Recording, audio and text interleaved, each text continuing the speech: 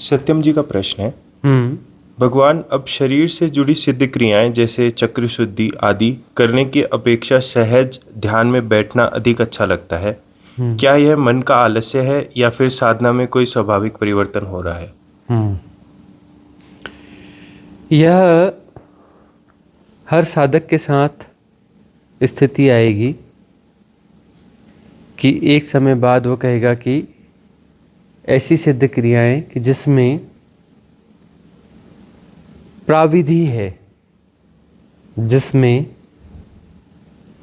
एक साधना का negative part होता है, मेडिटेशन का निगेटिव पार्ट होता है, जिसमें हम कुछ करते हैं, न करने में जाने के लिए कुछ करते हैं, तो उसको लगेगा कि अब इसकी जरूरत नहीं है। ऐसी बात उठती है। लेकिन इस प्रपंच में फंसना नहीं। सिद्ध क्रियाओं की जरूरत वहां और ज्यादा होती है। सिद्ध क्रियाओं की जरूरत वहां और ज्यादा होती है। और दूसरा यह है कि बाय द वे किसी साधक की ऐसी अवस्था होती है कि अब उसे सिद्ध क्रिया की आवश्यकता नहीं है, तो उसे बोलने की जरूरत नहीं है, हम खुद उसे बोल देंगे। जब वह इस स्थिति में आ जाएगा कि अब उसे सिद्ध क्रियाओं की जरूरत नहीं है, हम खुद उसे सूचना देंगे कि अब तुम्हें सिद्ध क्रियाओं की जरूरत नहीं है। आगे की गाइडलाइंस, आगे का कुछ हम खुद देंगे। लेकिन ऐसा मन में उठेगा। यह थिन लाइंस में आता है कि मन कहेगा कि अब मेरी स्थिति तो यहां तक आ गई कि अब ये औपचारिक सिद्ध क्रियाओं की क्या जरूरत है, बस आंख बंद करके शांति से बैठ जाओ। उसकी जरूरत नहीं है।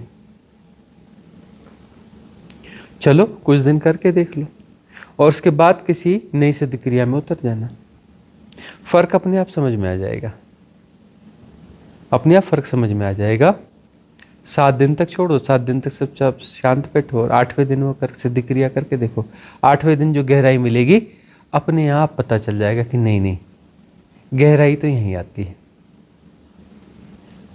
मन अपने थिन मैट्रिक्स जो है प्ले करेगा ही करेगा। देखो, साधना की गहराई आने के बाद में परिपूर्ण स्थिति तो आई नहीं। साधना की गहराई आ गई लेकिन परिपूर्णता तो घटी नहीं है अभी। तो वहां मन जो है उसके बाद थिन मैट्रिक्स प्ले करेगा ही करेगा, करेगा ही करेगा। वहां बड़ी सजगता की जरूरत होती है। क्यों? क्योंकि यह जो कठिन साधना, हठयोग, यह वह कुछ भी करते हैं, हठयोगी भी रहते हैं, हठयोग करते रहते, वहां तक बात ठीक है। तो मन को मालूम है जो बाकी प्रक्रियाएं हैं वहां तक बात ठीक है, क्योंकि वहां पर मन की जो एक्टिविटीज हैं थोड़ी कम हो जाएंगी। मन विदा नहीं होगा। मन विदा नहीं होगा। मन को विदा होने के लिए थिन मैट्रिक्स को विदा होना पड़ेगा। बाकी सब जगह बहुत सारी साधनाएं हैं, कई किस्म की चीजें हैं, लेकिन साधक वहां पर बड़ी अच्छी साधना करता है 5 साल, 10 साल, 20 साल, 25 साल, 30 साल, 40 साल, और उसके बाद कहता है कहीं कुछ चूक रहा है ना। ऐसे बहुत सारे अखाड़े हैं, बहुत सारे मिशंस हैं, बहुत सारे कुछ हैं, उसके बड़े बड़े मठाधीश हैं, उनके हमें व्हाट्सएप पे मैसेज आते हैं, है ना। वो हमारी साधनाएं कर रहे हैं, नियमित साधक हैं, और वो कहते हैं कि हम कभी आपसे बात करते हैं, हमारी कॉल रिकॉर्ड नहीं करना, हमारी कॉल कहीं डालना नहीं, है ना। हमने डाल दी तो तुरंत फ़ोन किए, तुरंत रिक्वेस्ट करी कि नहीं, उसे आप प्लीज़ हटा दो, तो हमें निकाल देंगे यहाँ से, हमें यहाँ से निकाल दिया जाएगा। तो वहाँ पर लंबे लंबे समय तक पूरा जीवन गंवाने के बाद में भी उनको समझ में आता है कि बात तो बनी नहीं, बात कब बनेगी? जब थिन मैट्रिक्स टूटेंगे। थिन मैट्रिक्स सदगुरु की उपस्थिति में ही टूटते हैं। कबीर ने, दादू ने, नानक ने, इतनी गुरु महिमा इन लोगों ने गाई है। कितनी गुरु महिमा गाई है। सभी संतों ने गुरु महिमा गाई है कि सदगुरु चाहिए। क्यों महिमा गाई? क्योंकि थिन मैट्रिक्स को जो काटेगा वो सदगुरु काटेगा। ऐसे तुम्हारी बुद्धि, तुम्हारी अक्ल, तुम्हारा सुना पढ़ा, दुनिया भर का सुना, दुनिया भर का पढ़ा, बहुत कुछ पढ़ा, तुमने सदगुरुओं की वाणियां भी सुनी। उपनिषद में क्या है? सदगुरुओं की वाणियां हैं।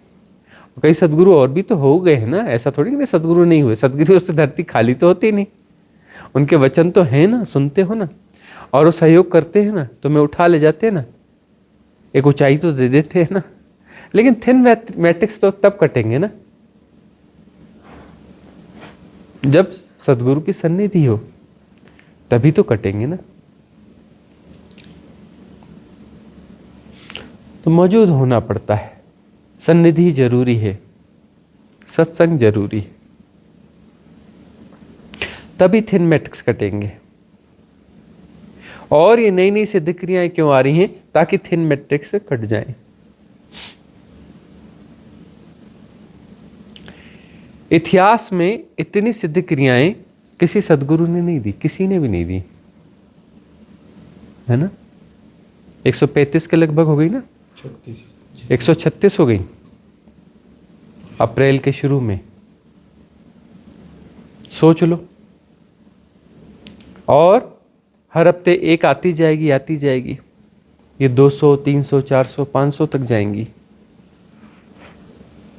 रुकने वाली नहीं है ये क्यों है? इतनी सिद्ध क्रियाएं क्यों हैं? क्योंकि मन के पास थिन मैट्रिक्स भी बहुत सारे हैं। तुम डाल डाल हम पात पात, मन के पास थिन मैट्रिक्स बहुत हैं। और मन बड़ा स्मार्ट हो गया इस टू मच इंफॉर्मेशन की एरा में। आध्यात्मिक चीजें भी अब बहुत सारे लोग जो है सब सर्च कर लेते हैं। कुंडलिनी जागरण क्या है जी, वो क्या है जी। हम मना करते हैं, हमारे यहाँ मना ही नहीं, लेकिन तब भी हमने देखा था कि एक अभी बीच में जो कम्युनिटी के किसी ग्रुप में या कहीं पर किसी एक बंदे ने वो AI से कुछ निकाल करके एक डाल दिया था, शायद गुरु पूर्णिमा पे या किस पे, है ना। हम मना करते हैं कि ये सब चीज़ें यहाँ मत डालो, कि AI से पूछो कि ये क्या है, फलाना क्या है ना, और वह चीज़ तुम इसमें डालोगे। वो इन्फॉर्मेशन है, ठीक है, वो इन्फॉर्मेशन प्रभावशाली है, लेकिन वो तुम्हारे जीवन में सकारात्मक रूपांतरण नहीं कर पाएगी। याद रख लेना इस बात को।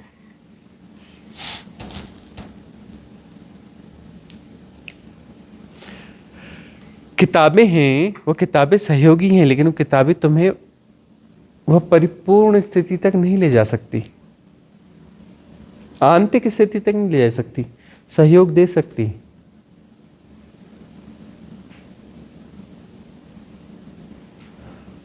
इन सिद्ध क्रियाओं की जरूरत है। ये जीवंत हैं, इतनी सहज, इतनी सरल सिद्ध क्रियाएं हैं। यह इतनी सहज और इतनी सरल है, इतनी राह है, और राह होने के बावजूद इतनी इफेक्टिव हैं।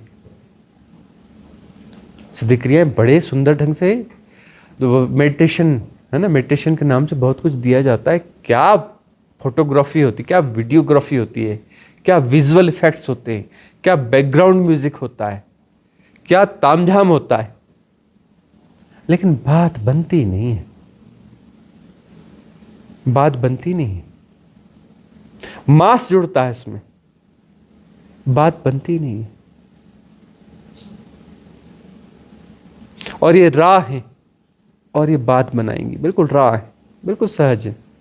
कहीं से भी ऐसे देखने पे नहीं लगता कि कोई बहुत विशिष्ट कुछ है।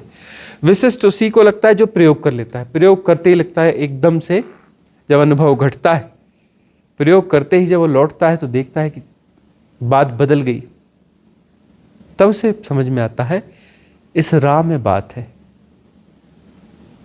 क्योंकि बिल्कुल सीधा उतरता है। उसे दिक्रिया आती है, हमें कभी 1 सेकंड पहले पता चलता है, कभी 2 सेकंड पहले पता चलता है, कभी 5 सेकंड पहले पता चलता है कि कौन सी सिद्ध क्रिया आ रही है। कुछ सेकंड पहले ही पता चलता है हमें भी। वो डिजाइन हो रही होती है। कई बार देखते हो कि हम आते हैं, बैठते हैं, इधर कुछ कुछ कर रहे होते हैं, ऐसे बैठे रहते कुछ करते हैं, बड़ी देर से चालू करते हैं, काम चल रहा होता है। इजोटेरिक सपोर्ट सिस्टम पूरा काम कर रहा होता है, उच्च लोक के पूरे देवता लगे होते हैं, divine cosmic energy support system लगा रहता है, पूरा एग्जिस्टेंस की जो परम प्रज्ञा है वह एक्टिव रहती है। स्थानीय देव संघ एक्टिव रहते हैं, मतलब जितनी भी पॉजिटिव एनर्जीज हैं उस समय सब एक्टिव रहती हैं। हमारा भी वहाँ इन्वॉल्वमेंट होता है। हम तुम्हें कैसे भी दिख रहे हो, कुछ करते दिख रहे हो, मोबाइल चलाते दिख रहे हो, नहीं, वहाँ सब रहता है, अलाइन रहते हैं उस समय, वो सब चल रहा होता है, देख रहे होते हैं, और वो चीज़ें होती है, फिर डिज़ाइन होता है, फिर उसमें हमारा भी इन्वॉल्वमेंट होता है कि अब ऐसा नहीं, ऐसा ऐसा होगा, वैसा होगा, यह होगा, वह होगा, वह होगा, और सब कुछ आ जाता है, और फिर सिद्ध क्रिया आ जाती है। कई बार लगेगा कि कुछ स्टेप्स तो है ना, भस्त्रिका तो सब में होती है, कई जगहों पर ओम का नाद हो ही जाता है, कुछ कुछ ऐसा ऐसा हो जाता है, लेकिन तब भी वो डिफरेंट है। प्रयोग करोगे तो पता चलेगा ना कि डिफरेंट है। प्रयोग करोगे तुम तो तब तो ना पता चलेगा कि डिफरेंट है। एकदम रा आती और रा ही काम करती है। ये रा चीजें सबसे ज्यादा इफेक्टिव होती है। जंगली जड़ी बूटियां यदि एकदम ओरिजिनल मिल जाए ना, बड़ी खतरनाक होती हैं, बड़ी कारगर होती हैं, है ना। तो बिल्कुल रास सिस्टम है ये। तो इन सिद्ध क्रियाओं का प्रयोग करो, सिद्ध क्रियाएं बदल लो कहीं कुछ ऐसा होता है तो, लेकिन सिद्ध क्रियाओं के साथ जुड़े रहो।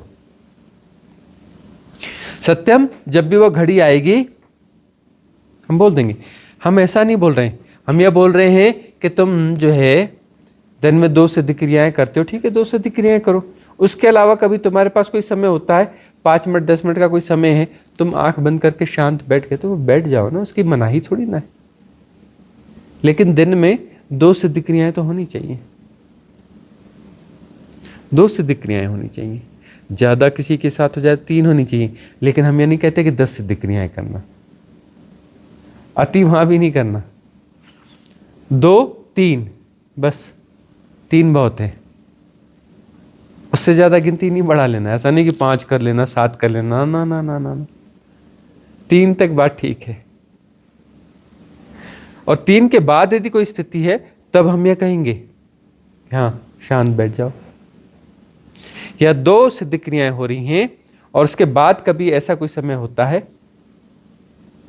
कि 5 मिनट 10 मिनट 20 मिनट कोई ऐसा समय हो रहा है, गैप मिल रहा है और भावदशा बन रही है, कहीं भी तुरंत आंख बंद करके बैठ जाओ। बैकग्राउंड में वो सब काम करेगी ना, चीजें जो साधनाएं करी हैं, जो देशनाएं सुनी हैं, वो सब इजोटेरिक सपोर्ट सिस्टम ये सब जो है सहयोग देगा। लेकिन 2 सिद्ध क्रियाएं तो नियमित होनी चाहिए। सभी साधकों के साथ आएगी स्थितियां, नहीं नहीं अब हमने तो छोड़ दिया, हमारी स्थिति तो अब अलग ही, हम तो जहां बैठते हैं वहीं सब घट जाता है जी, ऐसा हो जाता है जी, वैसा हो जाता है जी।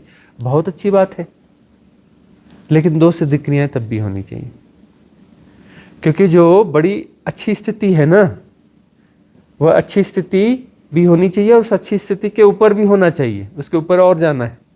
मत समझ लेना वहां मन बोलेगा कि ये तो हो गया, अच्छी स्थिति तो आ गई, बात खत्म हो गई। बात खत्म नहीं हुई, मन ने सर्टिफिकेट दे दिया, बात खत्म हो गई। अरे मन के सर्टिफिकेट से क्यों चलते हो भाई? मन सर्टिफिकेट दे देगा ना, हाँ हाँ बस अब अंदर से तो बात आ गई, मन ने सर्टिफिकेट दे दिया कि बस अब ऐसा करना है। थिन मैट्रिक्स है ये, थिन मैट्रिक्स के पार जाना है,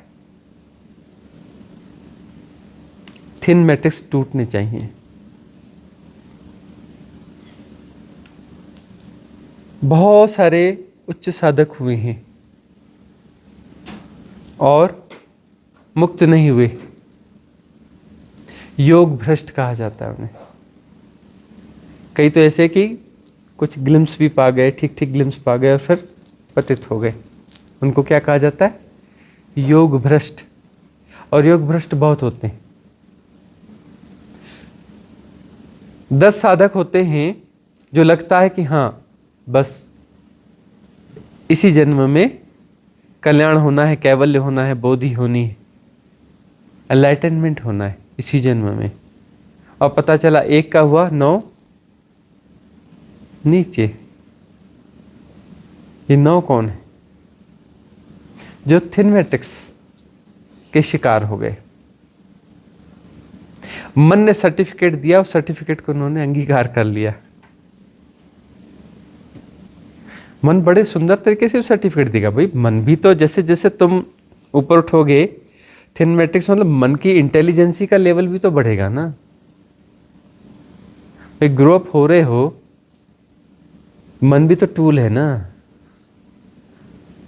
तुम्हारी साधनात्मक ग्रोथ में मन का कुछ पार्ट सहयोगी होता है, याद रखना। तुम्हारी साधना जो चल रही है उसमें मन का योगदान होता है। मन का योगदान न होगा ऐसा हो ही नहीं सकता। सबकॉन्शियस माइंड के बहुत सारे पैटर्न्स तुम्हारे खिलाफ हैं, कुछ पैटर्न्स तुम्हारे सपोर्ट में। याद रखना इस बात को, तभी तुम साधना में हो। पूरा मन तुम्हारे खिलाफ है ऐसा नहीं। तुम्हारे खिलाफ मतलब तुम ही मन हो ना। और मन में द्वंद्वात्मकता है ना। वही द्वंद्वात्मकता ही तो झलक रही है ना कि साधना में ऐसा उचित है, ऐसा अनुचित है। वही तो द्वंद्वात्मकता ही है ना। उस द्वंद्वात्मकता में कुछ चीजें सहयोग भी होंगी, कुछ अनुचित है वह छूटेगा, उचित है वह होगा। कुछ उचित, अरे उचित की परिभाषा रही लेकिन शायद उचित नहीं है, ये मैट्रिक्स हो गया। मन कहेगा ये उचित है, ये सही है, और वो वास्तव में उचित नहीं है, तो ये थिन मैट्रिक्स का मतलब क्या हो गया? तो मन का कुछ हिस्सा तुम्हारे लिए सहयोगी होता है साधना में, ये बात याद रखना। बगैर मन के तुम साधना नहीं कर सकते। मन का कुछ हिस्सा तुम्हारे सहयोग में ना हो तो तुम्हारी साधना नहीं घट सकती, असंभव है। असंभव है तुम्हारी साधना, याद रखना। तो मन जो है, मन एक बड़ी घटना है, यह भी याद रखना। बड़ी घटना है, छोटी मोटी घटना नहीं। 1600 साल की उम्र है मन की। उम्र किसकी होती है? आत्मा की। आत्मा की कोई उम्र हो सकती है? ब्रह्म की, ब्रह्म की उम्र होती है ना। ऐसा यदि बहुत गहरे से समझो तो आत्मा की भी उम्र है। 1600 साल आत्मा की भी उम्र है, 1600 साल ब्रह्म की भी उम्र है, और 1600 साल मन की भी उम्र है। सब सहोदर है। इस दृष्टि से देख लो। तुम्हारी आत्मा जितनी पुरानी है उतना पुराना मन भी है, उतना पुराना ब्रह्म भी है। अलग अलग तो हो नहीं सकते, एक ही है ना, एक ही है ना। तो मन की जो द्वंद्वात्मकता है वहां पर सजगता बनाए रखो। द्वंद्वात्मकता मतलब द्वंद्वात्मकता है, सिद्ध क्रिया की जरूरत है, बात खत्म। भाई द्वंद्वात्मकता किसी भी स्तर की हो, द्वंद्वात्मकता है मतलब साधना की आवश्यकता है। तो मन जब तक विलीन न होगा किसमें? आत्मा में। मन ही आत्मा बनेगा, मालूम है ना। लहरें समुद्र हैं, लेकिन लहरों की जब भ्रांति मिटेगी तभी तो शांत समुद्र जाना जाएगा ना। कितनी लहरें होती हैं समुद्र किनारे, देखते हो? लगातार एक के पीछे एक के पीछे एक के पीछे एक लहर आती। और जब तुम चलो क्रूज में और आगे कहीं निकल जाओ और रात का समय देखो, आईना बन जाता है समुद्र। पूरे जो स्टार्स होते हैं जैसे ऊपर झलक रहे होते हैं वैसे नीचे पानी में झलक रहे होते हैं। कभी एक्सपीरियंस करना। शायद साल 2 साल में हम एक रिट्रीट ऑर्गेनाइज करें, बड़ा क्रूज लेंगे। उस क्रूज में सारे लोग रहेंगे और पूरी दुनिया की सैर करेंगे और वहाँ पर स्टे करेंगे समुद्र के बीच में। और जो है तब देखेंगे स्टार गेजिंग ऊपर भी और नीचे भी। आईने जैसे समुद्र में एकदम शांत हो जाता है समुद्र, कभी बिल्कुल आईने जैसा हो जाता है। तो लहरें कहां गई? लहरें नीचे जाके कहीं आराम कर रही हैं क्या? लहरें कहां गई? कहीं नीचे जाके आराम कर रही हैं क्या? क्या हो गया? या जहाज में चढ़ के आके कहीं घुस के बैठ गई? अरे भाई समुद्र ही था, समुद्र ही था। समुद्र की सतह का विचलन लहरें थी। आत्मा ही है, आत्मा की सतह की लहरें ही मन है। मन मरेगा, मरेगा इन द सेंस उसका फॉर्म डिसॉल्व होगा, है तो आत्मा ना।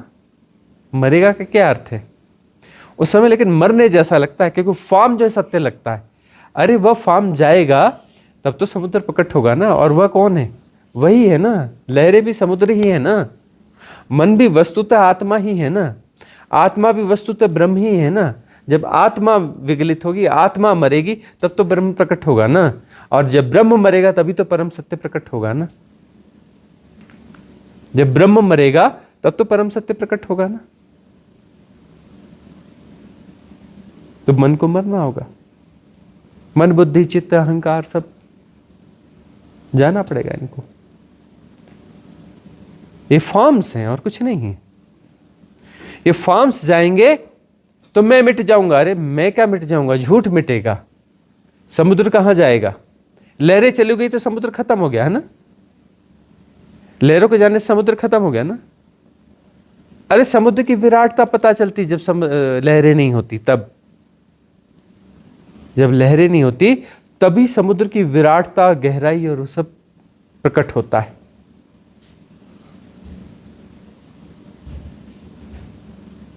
तो जो है मन का जब तक खेल है, द्वंद्व है, समझ लेना सिद्ध क्रियाओं की जरूरत है।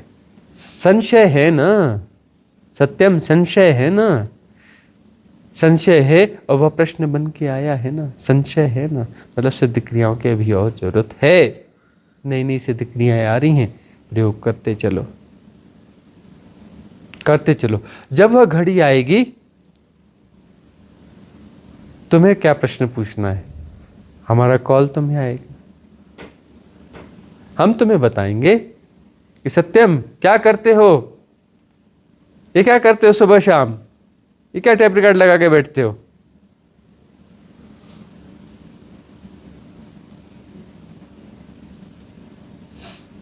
तब हम कहेंगे ना।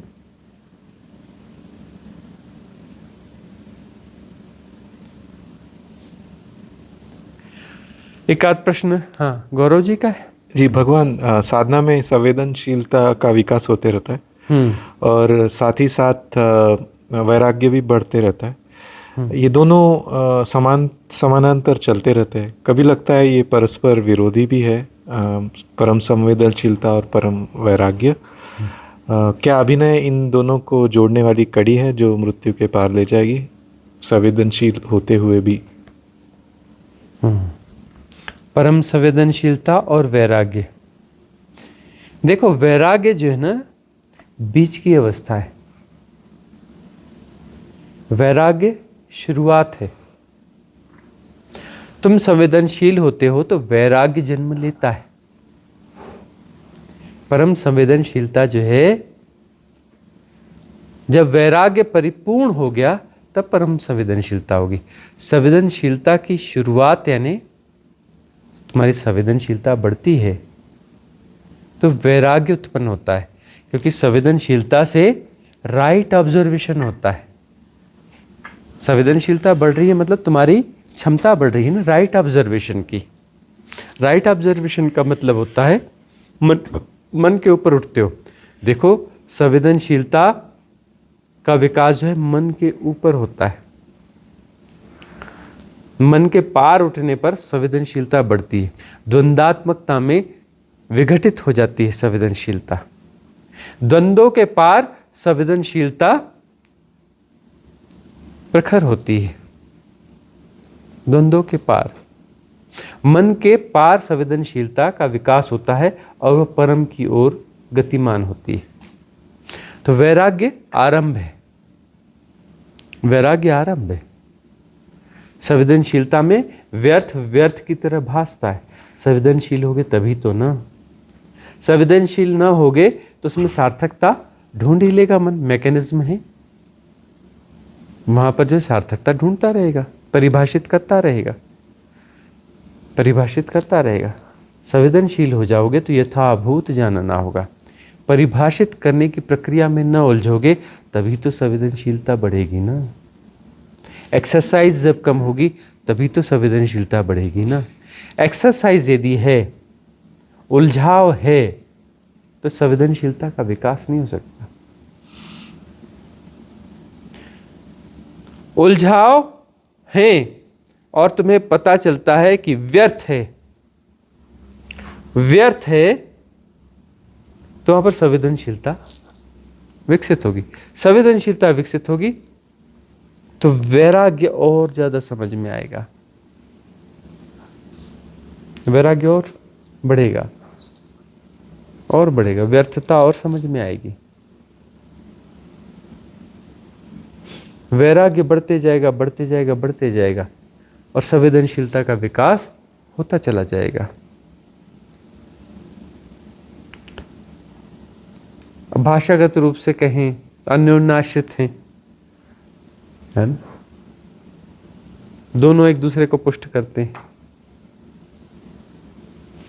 अब जो है दूसरी बात थी कि अभिनय, अभिनय का मतलब यह है कि परम संवेदनशीलता हो गई तो व्यवहारिक जगत में निभाएंगे कैसे हम।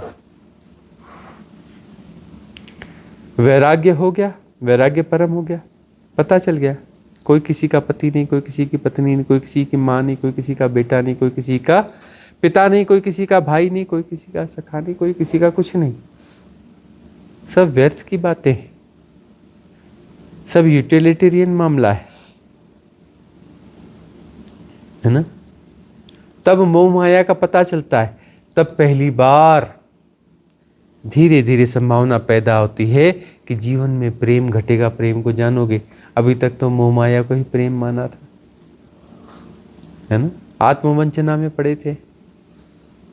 तब पहली बार जानोगे प्रेम को, जहां युग्मन होता है। प्रेम संवेदनशीलता की प्रखरता है। प्रेम क्या है? संवेदनशीलता की प्रखरता है ना। तब प्रेम पूर्ण हो गए। प्रेम पूर्ण, मैं पति के प्रति प्रेम पूर्ण हूं, इसके प्रति प्रेम पूर्ण हूं, ऐसा थोड़ी होता। प्रेम तो प्रेम है, किसी के प्रति थोड़ी ना होता है, वो तो हमारे जीने का ढंग है। तब तुम प्रेम पूर्ण हो जाते हो और तुम्हें लगता है कि वह इस मेंटालिटी को जी रहा है, इस भूमिका के साथ ग्रस्त है, इस परिस्थिति के साथ ग्रस्त है। वो अपने आप को पति मान के जी रहा है, वह अपने आप को बेटा मान के जी रहा है, वह अपने आप को भाई मान के जी रहा है, वह अपने आप को पिता मान के जी रहा है, वह अपने आप को माँ मान के जी रही है।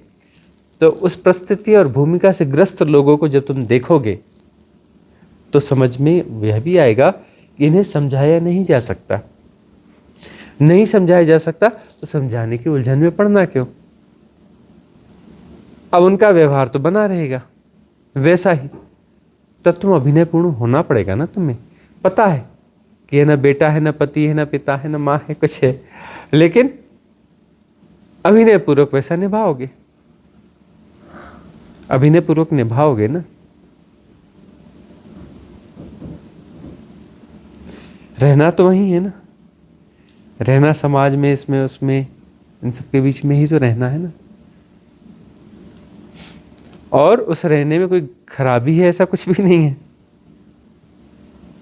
ना। अभिनय पूर्वक बस जीना है।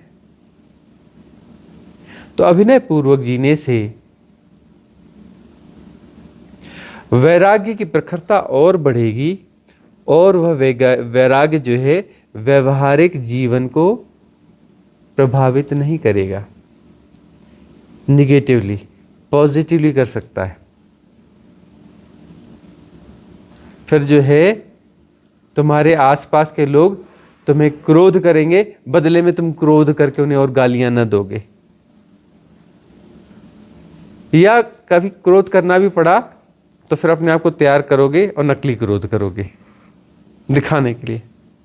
और जैसे ही वह पात्र हटेगा तुम रिलैक्स होकर बैठ जाओगे। तो तुम्हें तो क्रोध आया ही नहीं था, तुम्हें तो क्रोध आया ही नहीं था।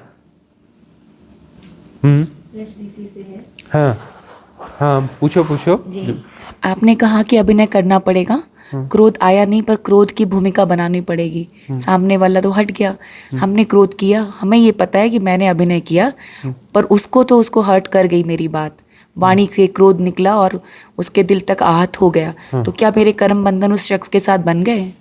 अब यह देखो, यहाँ पर यदि अभिनय पूर्वक किया गया है मतलब उसमें इन्वॉल्वमेंट नहीं होता है। देखो, सामने वाले को तुमने हर्ट किया और तुम भी हर्ट हो गए, ये भी याद रखना। और तुम हर्ट हो गए तो कर्म बंधन बन गए।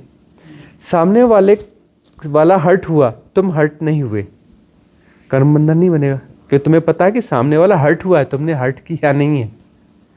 वह इस स्टेज में था कि वह तैयार ही नहीं होता, वह किसी जबरदस्ती चीज में था, वह कोई जबरदस्ती तुम्हारे ऊपर चीज लादना चाहता था, वह तुम्हारे ऊपर अत्याचार करना चाह रहा था और चाह रहा था कि तुम स्वीकार करो। अब तुम जो है उसे हटाना चाहते हो, उस अत्याचार की प्रक्रिया को। तुमने क्रोध किया और उसे स्टॉप कर दिया, है ना, तुमने संरक्षण किया ना। तुम्हें पता है कि शरीर है या भूमिका है या परिस्थिति है, इसमें जो है इसकी रिदम को यहाँ तक बनाए रखना है, यह रिदम तो बनाए रखना है ना। वह हर्ट क्यों हो रहा है? अपने आग्रह के कारण हर्ट हो रहा है, हमने हर्ट नहीं किया। अपने आग्रह के कारण ऐसी परिस्थिति बनाई कि उसके डांटना जरूरी है। एक्चुअली क्या कर रहा है? वो पजेस कर रहा है ना, उसे डांटना क्यों पड़ रहा है? वह तुम्हें पजेस कर रहा है, तुम्हें अपने अनुरूप ढालना चाहता है, अपने अनुरूप नचाना चाहता है ना। और वह व्यवहारिक रूप से भी उचित नहीं है, तब उसे डांटना पड़ेगा ना। तब उसे डांटोगे तो उस डांटने में अभिनय परिपूर्ण होगा और तुम्हें पता है कि वह हर्ट अपने आग्रह के कारण हो रहा है, तुम्हारे कारण नहीं हो रहा है। उसका आग्रह ऐसा है, उसको तोड़ने के लिए यह क्रोध जरूरी है। उस आग्रह को तोड़ना है ना, तुम इसे हर्ट थोड़ी ना कर रहे हो, तुम आग्रह को तोड़ रहे हो ना। आत्मरक्षणार्थ जिस परिस्थिति और भूमिका को तुम्हें निभाना है, लीला के तहत जो है उसका रक्षण होगा, लीला के तहत उसका रक्षण होगा कि तुम भीतर की किसी भी गहराई को जी रहे हो, लेकिन उस प्ले में आते वक्त तुम इस आत्मा, मन, शरीर से को एज ए टूल यूज करोगे, ठीक है ना। और वो तुमसे प्रति संवेदन से घटेगा वह क्रोध। अभिनय पूर्वक जो क्रोध है, सच में जो अभिनय पूर्वक क्रोध है, वह कैसे घटेगा? प्रति संवेदन से घटेगा। तो प्रति संवेदन से वह घट रहा है और सजगता पूर्वक जानना हो रहा है, उसका कोई कर्म नहीं बनेगा। यदि ऐसा है तो कर्म नहीं बनेगा। और साफ साफ जानना हो रहा है कि वह हर्ट अपने आग्रह के कारण हो रहा है। वे हर्ट होने का कारण उसका आग्रह है ना, अपने आग्रह के कारण वह हर्ट हो रहा है।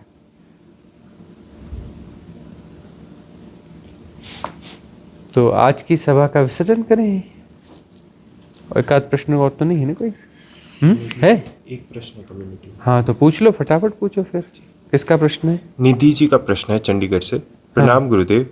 मेरा प्रश्न यह है कि जैसे अभी रिट्रीट चल रही है और कोई साधक वहाँ शारीरिक रूप से उपस्थित नहीं है, तो क्या वह साधक वहाँ के सानिध्य और ऊर्जाओं को अपने घर पर भी अनुभव कर सकता है? जब से रिट्रीट प्रारंभ हुई है तब से मुझे एक अलग प्रकार की ऊर्जा, अनुभूति, सानिध्य का अनुभव हो रहा है। क्या ऐसा संभव है? कृपया मार्गदर्शन करें, कृपा करें। कुछ ऐसे साधक हैं जो रिट्रीट में कभी आए हैं, आ चुके हैं, सानिध्य में रह चुके हैं, और उसके बाद कभी रिट्रीट में नहीं आ पा रहे हैं। आने की उनकी इच्छा है लेकिन परिस्थितियां अनुकूल नहीं हैं और उनका रेजोनेंस बहुत ज़्यादा है, रेजोनेंस परिपूर्ण है। रेजोनेंस काल्पनिक नहीं है, वास्तविक है। तो उन्हें जो है ऊर्जाओं की अनुभूति होगी, वो कहीं भी रहें। उन्हें लगेगा कि हम साथ में हैं। और रिट्रीट के दौरान जो divine cosmic energy support system active होता है, उसकी तारें वहाँ तक भी जाएंगी और उन्हें अनुभूति होगी।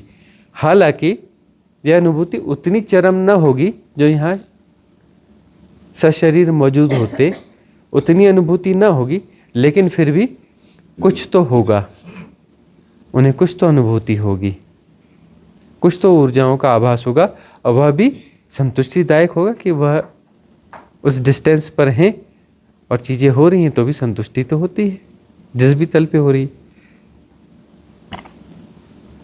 अब निधि यहाँ मौजूद होती तो शायद बहुत बड़े आयाम पे कुछ होता। अभी उसे काफ़ी कुछ हो रहा है, अच्छी अनुभूति हो रही, लेकिन और कुछ होता। अब उसके पास उसका कोई कयास नहीं है, लेकिन जो है उसके प्रति संतुष्टि है, ये बात ठीक है। जैसे उसकी परिस्थितियां हैं उस आधार पर ही तो होगा ना, बहुत सारी चीज़ें उस आधार पे होती हैं। और कोई प्रश्न है? नहीं। अब हाँ जल्दी पूछना पड़ेगा, जोर से पूछना पड़ेगा। सदगुरु चरणों में मेरा प्रणाम स्वीकार हो।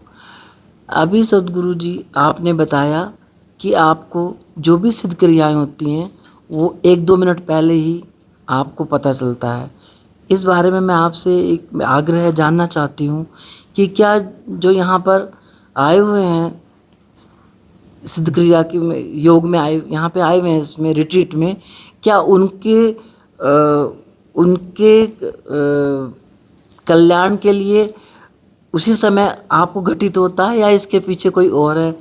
ये देखो, ये सिद्ध क्रिया उतरना कोई साधारण घटना नहीं होती है। इसमें सभी बहुत सारे कारक शामिल होते हैं। इन सिद्ध क्रियाओं को बाद में लाखों करोड़ों लोग अपनाएंगे, लाखों करोड़ों लोग, ये वर्षों वर्षों तक चलेंगी। ऐसा नहीं है कि सिद्ध क्रियाएं आई और अभी इतने लोग अपना रहे, ना। इसमें बाद में अपने आप देख जो शरीर में रहेगा उस समय में तो उसको पता चलेगा कि देर सवेर इसमें फिर लाखों लोग जुड़ेंगे, फिर करोड़ों लोग जुड़ेंगे। बाद में जो है बाकी जितने पंथ ये वो सब कुछ हैं, ये जो बड़े बड़े तामझाम भीड़ वाले लोग रहते हैं ना, जहाँ पर इन्फ्लुएंसर्स ये वो, उनकी दी हुई चीज़ें कहाँ गायब हो जाती हैं पता ही नहीं चलता। जहाँ कर लाखों लोग जुड़े हुए हैं और जहाँ सदगुरु काम करते हैं लिमिटेड लोग रहते हैं, और ये चीज़ें फिर बाद में करोड़ों अरबों लोगों तक जाती हैं और ये सालों साल जिंदा रहती हैं, और बाकी लोग कहाँ गायब हो जाते हैं उनका पता ही नहीं चलता। क्या सोचते हो? कबीर से कोई लाखों लोग जुड़े थे, नानक से कोई लाखों लोग जुड़े थे? क्या सोचते हो? कृष्ण से कोई लाखों लोग जुड़े थे? ये तो सब बात की बातें हैं। शिव से कोई लाखों लोग जुड़े थे? शिव को समझने वाले कितने लोग रहे होंगे? उंगलियों में गिनने वाले लोग रहे होंगे। बाद में कथाएं बन जाती हैं, ये बन जाता है, वो बन जाता है। भगवान कृष्ण गुजरते थे सड़कों से, कोई राम राम भी नहीं करता था उन्हें। हाँ, समझ ही ना पाते, समझ ही। बाद में फिर बुद्ध गुजरते थे कितनी सड़कों से, कितने गांवों से, कहाँ से। हालांकि बुद्ध के साथ फिर भी काफी लोग जुड़ गए थे, यह बात है ना। लेकिन उसके पहले कृष्ण और शिव के पास जाओगे तो ना, उन्हें तो मान्यता देने में भी बड़ी दिक्कत थी। हाँ, मान्यता होने बाद में भी वो कई 100 साल बाद जाकर के उनको मान्यता देना शुरू हुआ। उनको मान्यता देने में बड़ी मुश्किल हुई है। ये मत समझ लेना कि शुरू से ही मान्यता थी। 500-700 साल तक तो मान्यता बड़ी मुश्किल से, बड़ी सीमित मान्यता रही होगी। 500-700-800 साल के बाद जाकर के उनकी मान्यता बड़ी होगी, है ना। बहुत मुश्किल होता है। पर स्वामी जी उन्होंने जो है अपने जो चमत्कार थे वो अपने बाल्यावस्था से ही दिखाने शुरू कर दिए थे। देखो वो तो कथाओं में है ना, जैसे मुंह में पूरा जो है अस्तित्व दिखाना, हाँ, या ब्रह्मांड और कालिया नाक को कर देना, कालिया नाक को वो करना, और पर्वत को जो है तर्जनी एक उंगली में उठा लेना, और इसके उसके बाद फोटोग्राफ्स हैं आपके पास? उसके बाद स्वामी जी, वीडियो है? नहीं मेरे पास तो कुछ भी नहीं है, मैं तो जो जगत जाहिर है अच्छा, वही- जगत जाहिर है वो प्रमाण है ना। कई लोग बोलते हैं शास्त्र प्रमाण है, फलाना प्रमाण है, तो ठीक है, जियो। देखो, हाँ वो माइथोलॉजी, और वो जो है ऐसी चीजें जो है बाद में गढ़ ली जाती हैं। हमारे आसपास भी बहुत सारी चीजें गढ़ने की कोशिश होती है, धीरे से हम उसे काट देते हैं, पता भी नहीं चलने देते। कितने साधकों ने कितनी चीजें कई गढ़ने की कोशिश करी, उन्हें कुछ अंश अनुभव भी घट गए, और अनुभव घटने के बाद उन्होंने बहुत सारी चीजें गढ़ने की कोशिश करी, लेकिन हम उसे काटते जाते हैं। ऐसा कुछ चमत्कारिक ऐसा मत बना देना, नहीं तो यह जो सहज योग है इसकी सहजता में बाधा आ जाएगी। सहज योग है ना, हम कहते हैं साधक है और जो है उसको क्लियर है कि मैं दांव लगाना चाहता हूं, मैं दांव लगाना चाहता हूं, कीमत में चुका सकता हूं, दांव लगाना चाहता हूं, वह पर्याप्त है, आ जाओ, तुम्हारे जीवन में फूल खिलेगा। तुम खुद कृष्ण और शिव की हैसियत पे जाओगे, तुम्हारी हैसियत कम नहीं, तुम पात्र हो। और सहजता से, न तुम उंगली में पर्वत उठाओगे, न तुम्हारे मुंह में ये सब दिखेगा, और तुम उस हैसियत पे पहुंच जाओगे, तुम पात्र हो। ये कथाएं बाद में जोड़ी जाती हैं। कालिया नाग को उन्होंने मारा था बचपन में, और मुश्किल से 2-3-4 फुट का होगा, है ना। ऐसे कालिया नाग यहाँ पे बहुत घूमते हैं इस जंगल में, नीचे हजारों लाखों होंगे, जगह जगह होते, पूरे भारत में होते, पूरी दुनिया में होते हैं कालिया नाग। काले काले जो नाग होते हैं ना, बहुत है। गांव में हमने न जाने कितने कालिया नाग मारते हुए लोगों को देखा है हमारे सामने। अब इतने होते हैं और उनको रोको भी मानते नहीं, मारते ही हैं। गांव गांव भी कालिया नाग होते हैं, बहुत मारते हैं। वहाँ मैदानों में तो ऐसे इतने कालिया नाग मारते हैं गांव गांव में। कई ऐसे लोग हैं जिन्होंने 100-100 200 कालिया नाग मार डाले। भगवान कृष्ण बच्चे थे, उन्होंने मारा। मारने के लिए डंडा लगता है बस, और सिर पे मारना पड़ता है नाग के। उसको मारना है तो इधर उधर नहीं मारना होता, सिर में मारना पड़ता है। सिर में मार मार के सिर को कुचल दिया जाता है, और फिर तब उसको मार दिया जाता है ना। और उसके बाद में जो है उसको जला दिया जाता है। क्यों जलाया जाता है? क्योंकि नहीं जलाया तो वह जो है धीरे धीरे धीरे धीरे हील होने लगता है, उसका बॉडी स्ट्रक्चर ऐसा होता है। और सुबह जब ब्रह्म मुहूर्त में पूर्वा बहेगी, यदि पूर्वा बह गई तो वह जो है काफ़ी कुचला हुआ, काफ़ी क्षत विक्षत भी है, उसमें प्राण आने लगते हैं, और धीरे धीरे धीरे धीरे सरीसृप है ना, वह खिसक के चला जाएगा, और फिर वो हील होते होते होते हील हो जाएगा। बहुत सारे जीव होते हैं। टिड्डा होता है, टिड्डे का सिर काट दो, वो मर गया। कहाँ का मर गया? वो जीता ही रहेगा। सिर कट जाता है, जीता ही रहेगा, वो नहीं मरने वाला। कछुआ है, हाँ ऐसा भी होता है, लोग कछुआ खा जाते हैं, कछुआ जीता रहता है। कछुए को काटते हैं, उसे पकाते हैं। जब पकाते हैं ना तो उबलता रहता है, लेकिन वो धड़कता रहता है। उसका ऐसा जिगरा धड़क रहा है नहीं, उसका जितने पीसेस बने हर पीस धड़कता है। वो पकता भी रहता है और धड़कता भी रहता है, मालूम है। उबलता रहता है, वो धड़कन उसकी बंद नहीं होती। बहुत उबालते उसको, तब जाके वो बड़ी मुश्किल से उसकी धड़कन, तब भी पता चला खा भी रहे होते हैं और धड़क भी रहा होता है। और जो है पूरा काट के निकाल देते हैं, ऊपर का खोल उसका मजबूत होता है, वो काट के निकाल देते हैं। बाकी जो है उसका जो हृदय है, हृदय को निकाल करके कहाँ डाल देंगे? कुएं में या कहीं पानी में डाल देंगे। और वो हृदय क्या है, धीरे धीरे रिकवर होते होते वापस कछुआ बन जाएगा। इधर कछुआ खा भी लिया, उधर वो कछुआ जिंदा भी है। और पता चला इधर काट के निकाल दिया, उसकी टांगे रहने दी, सिर रहने दिया, गर्दन रहने दी, है ना, उसको छोड़ दिया। खोल है वो भी अपना चला गया, धीरे धीरे वो भी चला गया, उसको मरने में समय लगेगा। उसके अंदर का निकाल दिया और वो चल के जा रहा है, और उसका हृदय निकाल दिया, वो वापस कछुआ बन रहा है, और जो धड़क रहा है उसको खा भी रहे, है ना। इसलिए कुछ जगहों पर उसको जो है इसलिए बहुत डिवाइन भी माना जाता है ना। कछुआ, वो मंदिरों के बाहर कछुआ बनाया जाता है, कई जगह देखा है ना, देखा है ना। शुभ, हाँ शुभ मानते हैं, उसकी जीवनी शक्ति कितनी स्ट्रांग होती है, इसलिए उसको शुभ मान लिया जाता है। और गुजरात में किसी ने कछुआ मारा और खाया और अपना लोगों को पता चल गया, फिर बोलते पाप हो चाहे कुछ हो, इसको तो निपटा ही देंगे, फिर वो पाप कर डालते हैं वहां के लोग। उस आदमी को नहीं छोड़ते, बोले ये आदमी ने बहुत गलत काम किया, है ना। तो यह देखो, बहुत संभव है कि कोई अपना गुफा उफा जैसी रही होगी और कृष्ण आते जाते रहेंगे, उन्हें पता होगा कुछ।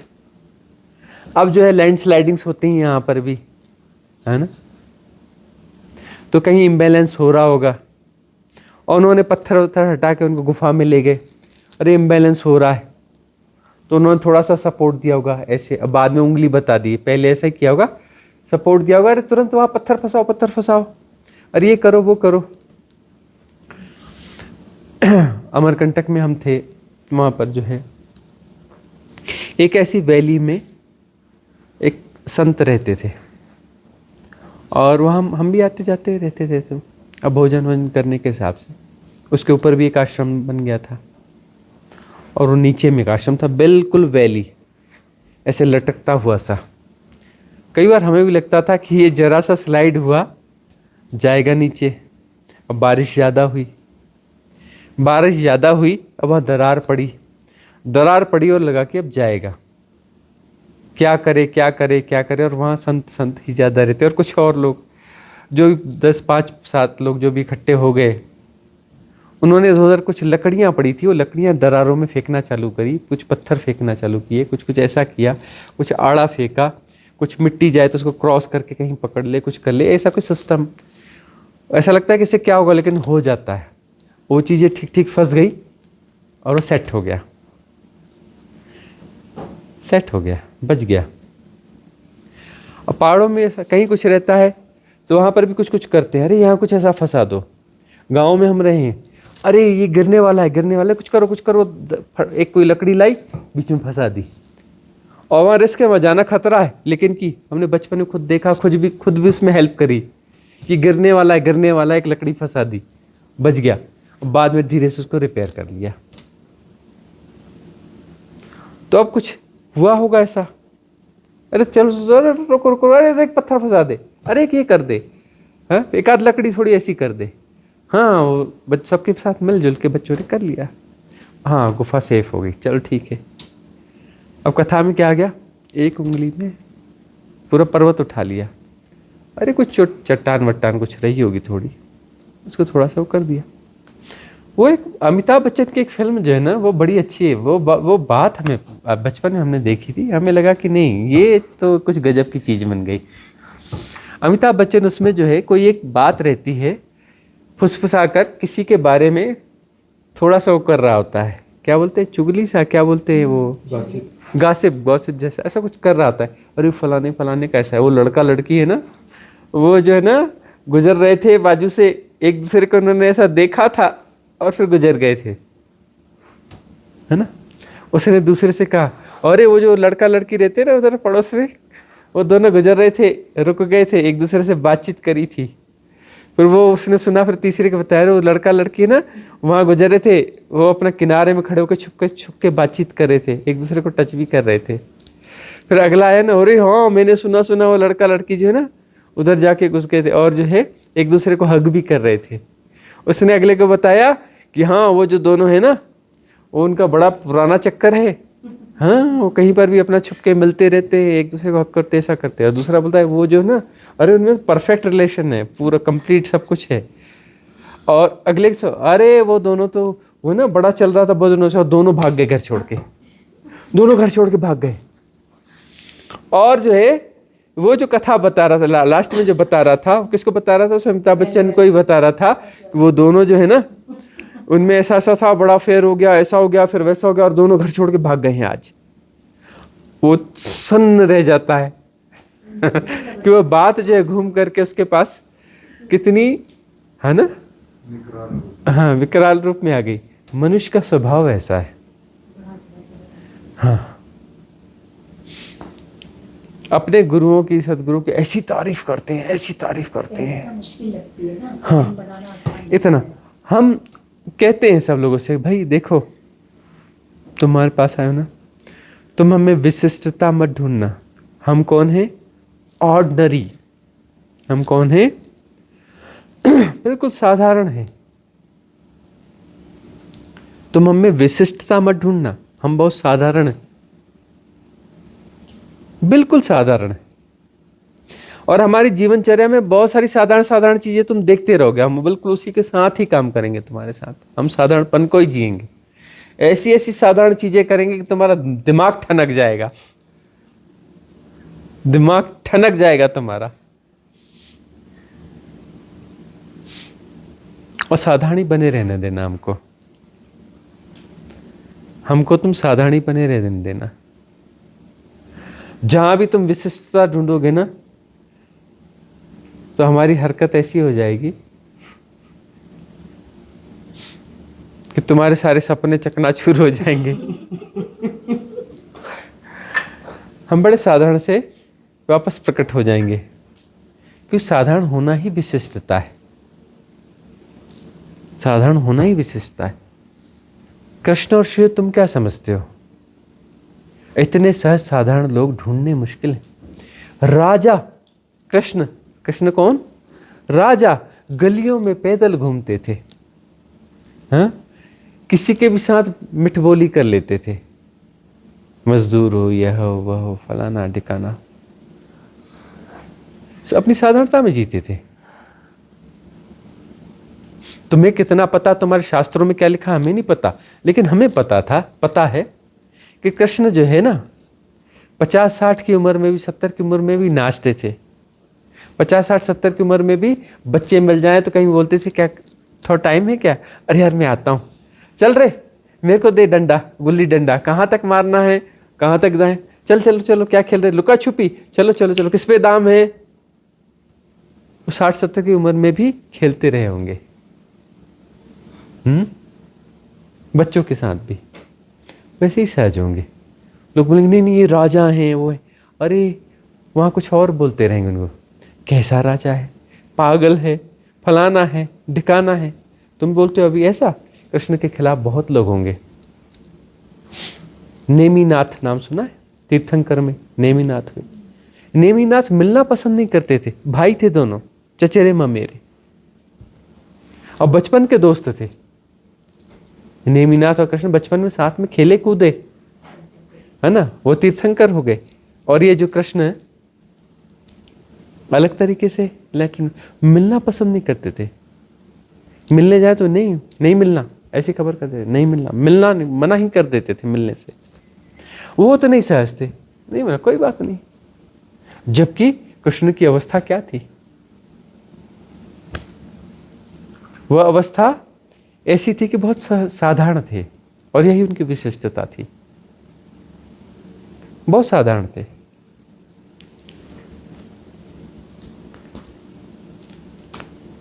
व्यवस्थाओं में तुम हमें पाओगे, बड़ी छोटी छोटी चीजों पे हम बात करते हैं, बड़ी साधारण सी चीजों पे हम बात करते हैं।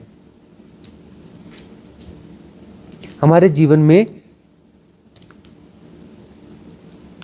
तुम उन साधारण चीजों की पकड़ अभी भी पाओगे, उस साधारणता को हम जी रहे होते हैं और सहजता से जी रहे होते हैं।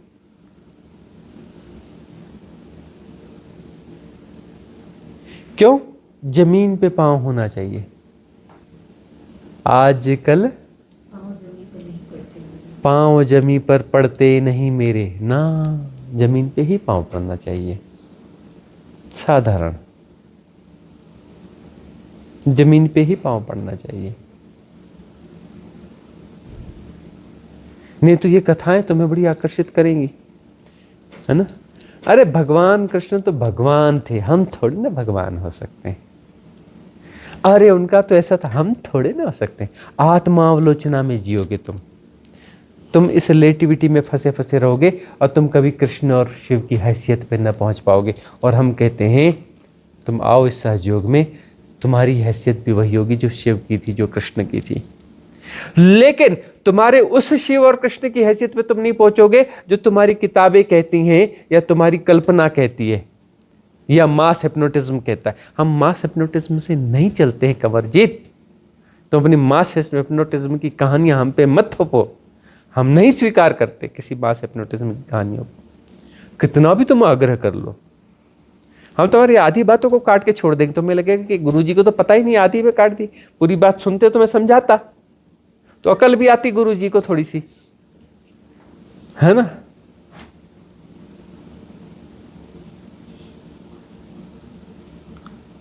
हमें इन्फ्लुएंस न कर पाओगे, कुछ भी कर लो।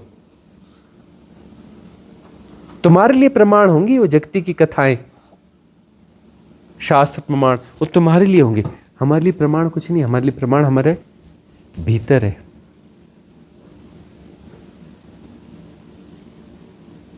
हमारी तटस्थता जब संपुष्ट होकर के समत्व में आएगी और कूटस्थता घटेगी, वह हमारे लिए प्रमाण है।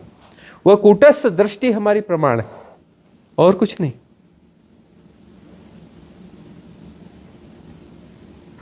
तुम इन कथाओं से अभिभूत होकर कर क्या रहे हो? आत्मावलोचना कर रहे हो। तुम अपने आप को हीन साबित कर रहे हो। तुम बड़े उत्फुल्लास, वो ऐसा हुआ, वो वैसा हुआ जी, वैसा हुआ जी, पर कर क्या रहे हो? अपने आप को हीन साबित कर रहे हो।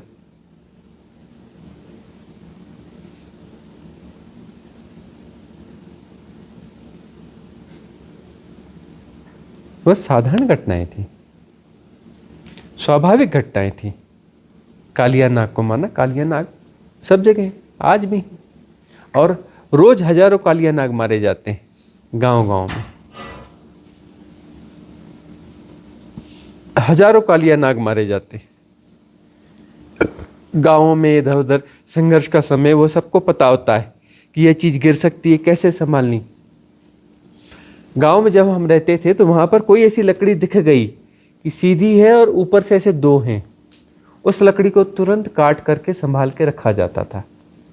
ऐसी बहुत सारी, उसके सहारे ऐसे उसको गड़ा गड़ा के फिर अपना उस पर म्याल दे करके, बल्ली दे करके स्ट्रक्चर खड़ा किया जाता था। घरों का पिरामिडिकली घर बनाए जाते थे। ऐसी लकड़ियों का बड़ा मोल था। ऐसी लकड़ी उस साइज में बैलगाड़ी को खड़ी करना है, बैलगाड़ी को खड़ी करने के लिए भी वो लकड़ी लगती थी कि जब बैल हटाएंगे और उसमें फिर ऐसे नीचे रख देंगे तो कोई बात नहीं, लेकिन उसमें सामान लादना है तो कैसे लादोगे?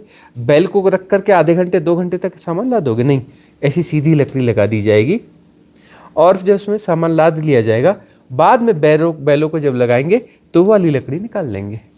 ऐसी लकड़ियाँ सब जगह रखी जाती रही। तो जब भी कहीं पर कोई चीज़ इम्बैलेंस होगी, डैमेज हो रही है, वो हो रही है, तो कहीं पर अरे ये तुरंत यहाँ पे टेका लगाओ, टेका इधर, टेका लगाओ इधर, या फंसाओ वो फंसाओ। माइंडसेट हमेशा रहता था। और परिस्थितियों में हम जिए। हमारे घर में अचानक ऐसा होता था, हमने तो खुद देखा। हम निकले और एक छत गिरी, खूब बारिशें होती थी, खूब कुछ होता था। मिट्टी जब बारिश ज़्यादा हो गई, अब वो जहाँ बल्ली गड़ाई थी अब वहाँ वो धंस गई, कुछ हो गया, बैलेंस गिर गया। इधर हम निकले और वो छत गिरी, बच गए हम, हमें कुछ नहीं हुआ। और छतें बहुत होती थी, बड़ा घर है ना। अभी जमीनों में तुम स्क्वायर फीट और वो करते हो, एकड़ के हिसाब से होता था।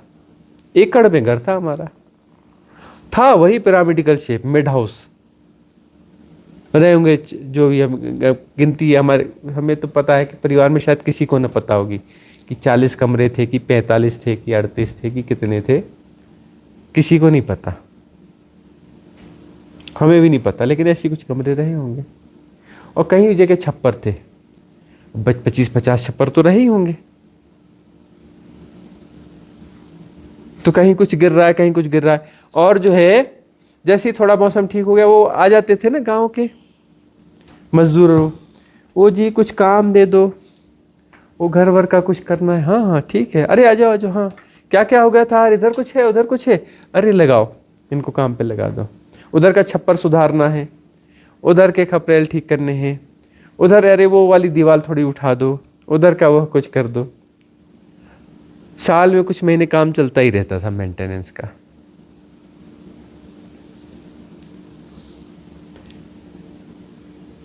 स्ट्रगल बहुत रहे हैं उस प्रकार में। और फिर इन कथाओं, गांव में भी ऐसी कई कई चीज़ें हो जाती थी ना, तो उसकी कथाएं फिर वो बढ़ा चढ़ा के बहुत सुनी है हमने, कि कोई घटना घट गई उसको बढ़ा चढ़ा के। जिस गांव में हम रहे हैं, जाओगे ना वहाँ पर हमारे बारे में बहुत सारी कथाएं वहाँ भी मिलेंगी। जब हम थे तो टायर पंचर नाम था, क्या दिमाग पंचर, हाँ, और कुछ कुछ नाम। लेकिन उसके बाद में भी दूसरी भी कथाएं चलती थी। बोले नहीं नहीं फलाने को सिद्धि मिल गई है, ऐसा है, बंदा रात रात भर घने जंगल में रहता है, हमको दिन में जाने में डर लगता है, 4 लोग मिलके नहीं जा सकते, और यह जो है रात रात भर जंगल में रहता है, हमारी 7 पुश्ते भी आ जाए तो हिम्मत न कर पाए। ऐसे घना घोर जंगल, इतने जंगली जीव जंतु ढेर, एशिया के सबसे ज्यादा टाइगर वहां पे। उन जंगलों में बंदा अकेले रहता है, और एक रात नहीं, सालों से देख रहे हैं। पॉजिटिव नेगेटिव अब तक ना हमें अंदाजा है, और वहाँ कुछ कुछ चीज़ें कहीं पर अभी बीच में कोई एक लिंक हुई थी तो पता चली थी हमें बीच में, शायद साल भर पहले, कि बड़ी कथाएं चल गई हैं वहाँ पर, बड़ी कथाएं चल गई हैं कि फलाने के पास ऐसी सिद्धियां हैं, ऐसा वह है, फलाना है, एक बार फलाने के साथ ऐसा हो गया तो उसने ऐसा कर दिया, फिर ऐसा हो गया। बड़ी कथाएं वहाँ चलना चालू हो गई। लोगों की आदत है मैग्नीफाई करने की, मैग्नीफाई करने की, यह समाज की आदत है, और ऐसी कथा कहानियां तुम्हें उलझा सकती हैं। उस उलझाने से तुम्हारी सहजता चली जाएगी, वो तुम्हारे जो अस्वाभाविक आकर्षण है वो तुम्हें अस्वाभाविक ही बनाएंगे ना, अस्वाभाविक आकर्षण तुम्हें अस्वाभाविक ही बनाएंगे ना। तो सहज और स्वाभाविकता को, सहजता को सहजता रहने दो, स्वाभाविकता को स्वाभाविकता रहने दो। बुद्ध पुरुष बड़े साधारण तरीके से रहते हैं, कुछ साधारण व्यवस्थाओं पर साधारण सी बात भी करते हैं। इसका मतलब यह है कि तुम्हारे लिए संभावना ज्यादा है, तुम भी साधारण तौर तरीकों से रहते हो, तो तुम्हारी भी संभावना है, तुम भी बुद्ध पुरुष हो सकते हो इस साधारणता के बावजूद। यह तो तुम्हारे लिए शुभ संकेत है ना। नहीं जी उनको बहुत बड़े चमत्कारी थे, तो तुम जब तक चमत्कारी ना होगे तो तुम्हारे जीवन में परम स्थिति तो आएगी नहीं, और तुम्हारी सारी साधना चमत्कार ओरिएंटेड होगी, क्योंकि तुम्हारे पास अंतर की परिभाषा तो यही है ना, कि जब तक तुम चमत्कारिक न होगे और इस प्रकार का चमत्कार तुम्हारे द्वारा न घटित होगा, तुम परम स्थिति तक पहुंच नहीं सकते। और वह तो न उनके साथ हुआ और न तुम्हारे साथ होगा, क्योंकि वह तो तुम्हारे पास गासिप कथा है। तो तुम जो है, तुम्हारी जो मुक्ति है गई काम से, असंभव है। तुम तो उस स्टेज पे पहुंचे ही नहीं ना, तुम एक उंगली में पहाड़ नहीं उठा सकते ना, तुम ऐसे कालिया नाग को नहीं मार सकते ना, जो इसका विशाल फन है, जिसपे हजारों लोग उसके फन पे खड़े हो सकते हैं, इतना बड़ा है। फिर उसके फन पे खड़े होकर तुम्हें नृत्य करना है, और फिर उसको जो है तुम्हें मारना है।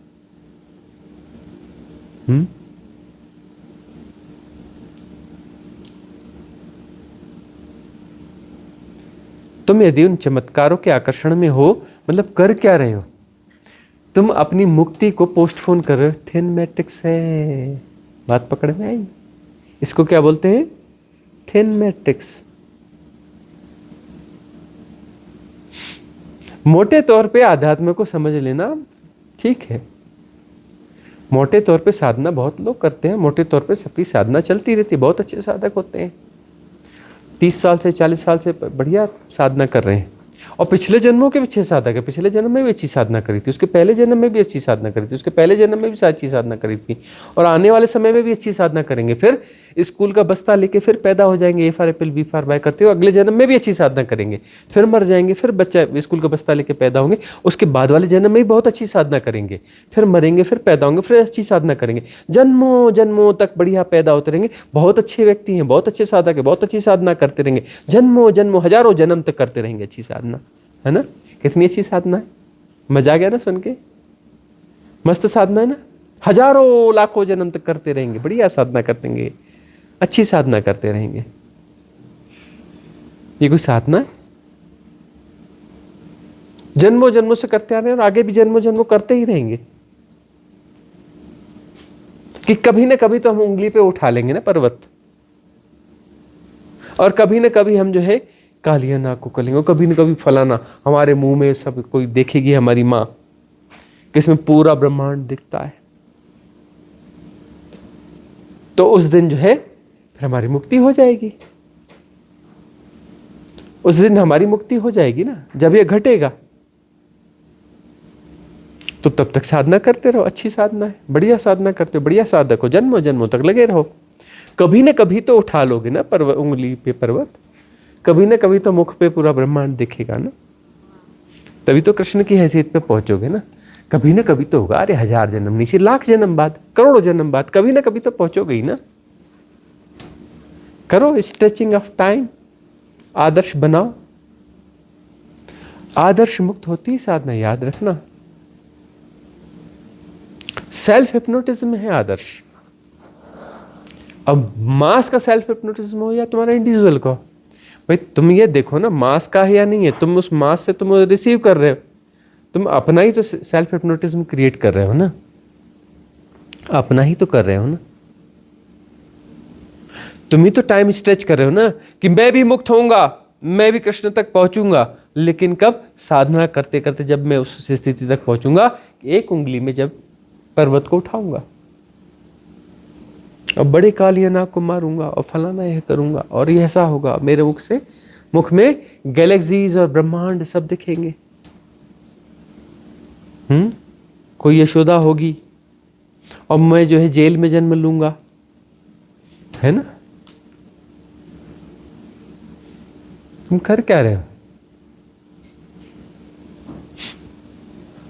तुम यह देखो, तुम्हारे पास यह दृष्टि होनी चाहिए कि कृष्ण जैसा सहज और साधारण सद्गुरु गजब की बात है, गजब की। कितना सहज गोपियों के साथ खेल रहा है, कोई उसमें वह नहीं है, कोई पाप पुण्य की बात नहीं है। गोपियों के साथ है, बच्चों के साथ खेल रहा है, कोई पाप पुण्य की बात नहीं है। राजा है और गाय चरा रहा है, कोई वो नहीं है। अरे क्या होता है, गाय चराना तो मस्त काम है, मजा आता है। बांसुरी लेके चलो नदी किनारे, यमुना तीरे, कहीं से नदी के तीरे, आहा हा कितना मजा आता है। पेड़ की डाल पे बैठ जाओ, बांसुरी बजाओ, गायों को चराओ और लेके आओ। राजा तो चरवाहे रख सकते हैं, एक नहीं 100 रख सकते हैं, लेकिन नहीं जी, हमारा ढंग है। यादव वंश जो है वह पशुपालक रहा ना, तो पशुपालक राजा हुए, तो पशुपालक राजा हुए और पशुधन से जो अर्जित होता था उससे उनकी इकोनॉमी जो है चलती थी।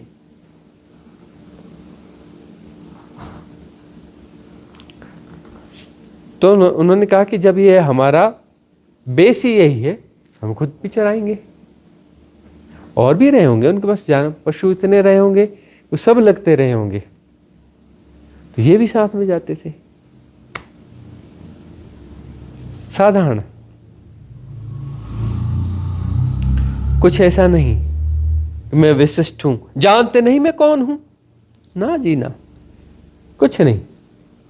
किसी के साथ बैठ गए, किसी के साथ गपिया लिया, किसी के साथ खेल लिया, किसी का भी खा लिया,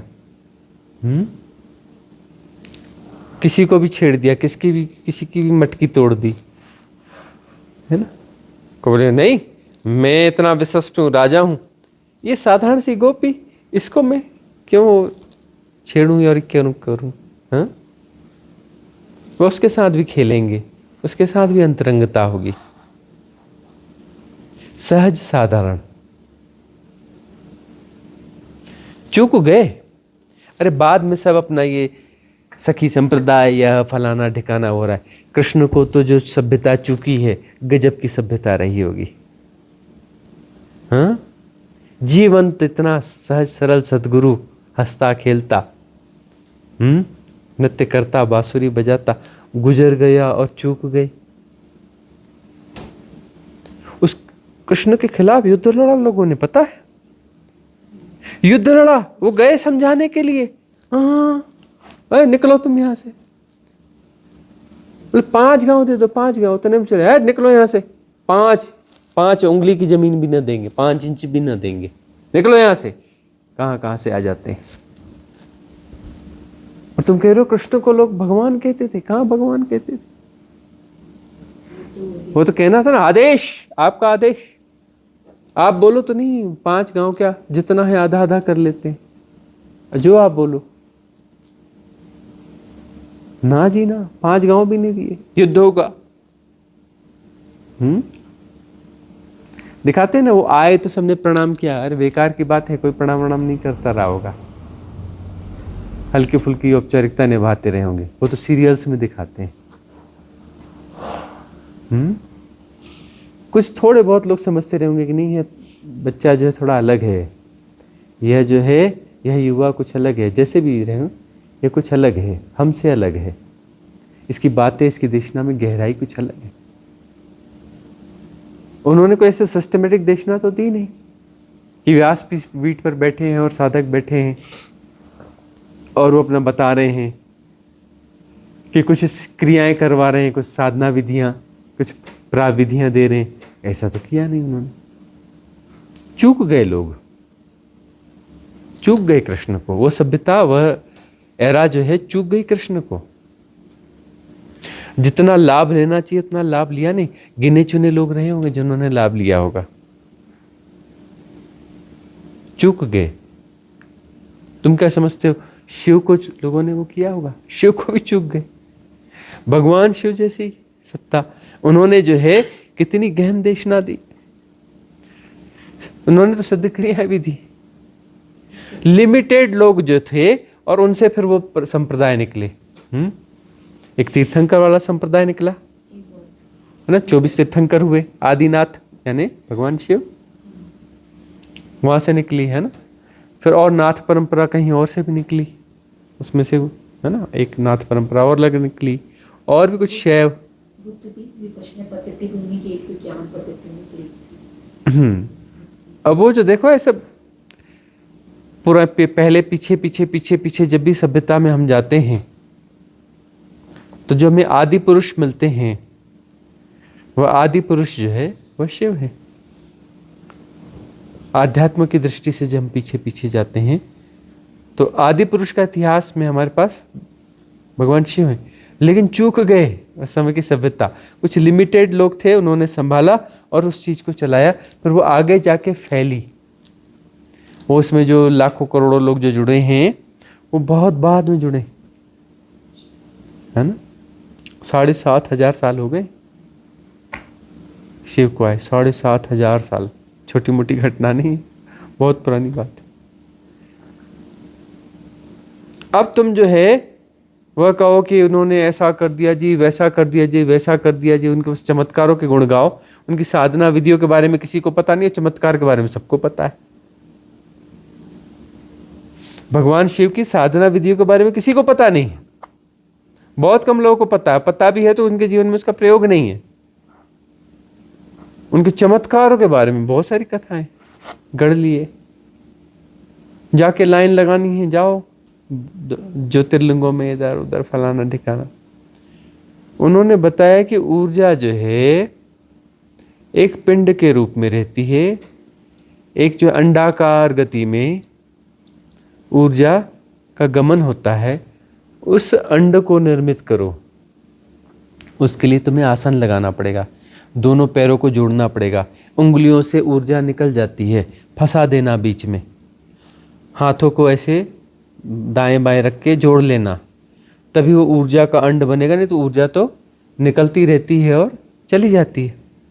ऊर्जा को संरक्षित करने के लिए सर्किट चाहिए, सर्किट बनाना पड़ेगा। तुम्हारी ऊर्जा इधर उधर विखंडित हो रही है, उसका सर्किट बनाओ, और सर्किट अंडाकार बनेगा, क्योंकि तुम्हारी फिजिक के हिसाब से तुम इधर नीचे बैठोगे तो नीचे जो है आधार बड़ा बनेगा, ऊपर छोटा बनेगा सिर, तो जो है एक अंडाकार जो है सर्किट बनेगा ऊर्जा का। ऊर्जा का क्षरण रोक दो और वहां पर तटस्थ हो जाओ, आसन सिद्ध करो, तो वहां पर जो है तुम्हें अनुभूति होगी उस केंद्र की, और फिर उस केंद्र का विसर्जन, तब जाकर उस परम स्थिति में पहुंचोगे जो अनंत है, असीम है, निर्गुण है, निराकार, जो देश काल के परे, बियॉन्ड टाइम एंड स्पेस। क्यों देश काल इल्यूजन है, उसके पार। तब वह बिंदु विसर्जित होगा और वह परिधि भी विसर्जित होगी।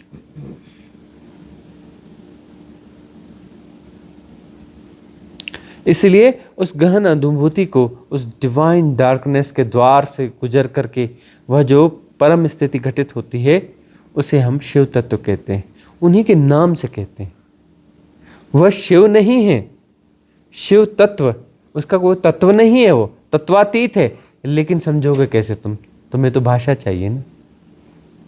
पांचों तत्वों के पार है, वो आकाश भी नहीं है। निर्वाती अनंतता कोई आकाश नहीं है, वह में नहीं रहना। निर्वाती अनंतता कोई आकाश है। इनफाइनाइट वैक्यूमनेस जो है वह आकाश के पार है, तत्व नहीं, आकाश तत्व नहीं। आकाश तो एक तत्व है। आकाश का आकार होता है, ससीमता होती है, पैदा होता है, नष्ट होता है आकाश। वह निर्वाती अनंतता, इनफाइनाइट वैक्यूमनेस, जो तत्वातीत है, लेकिन तुम्हारी भाषा में डालने के लिए उसको तत्व कह देते, शिव तत्व कह देते हैं। उन शिव के नाम से कह देते, क्योंकि हमारे आदि पुरुष हैं। उन्होंने यह देशना दी थी, अनफोल्ड नहीं कर पाए, आज हम फिर आए हैं। तुम देख सको हमें तो देख लो। उस समय हमने कहा था तुम ना अनफोल्ड कर पाए, अब फिर आए हैं, फिर से अनफोल्ड कर रहे हैं। अब शायद तुम समझ लो।